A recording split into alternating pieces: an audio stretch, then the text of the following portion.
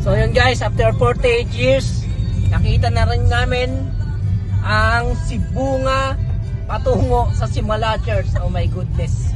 Kung saan kami nalusot. Kaligaw-ligaw po kami mga kaibigan. Ay nako naman. Hindi lang tayo naligaw, street na naman. My goodness. Salita mo ako.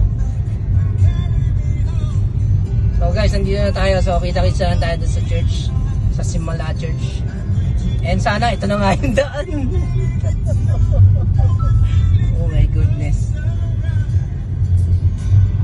So guys, hanggang dito na lang. Kita-kita sa Simala Church. Close the door.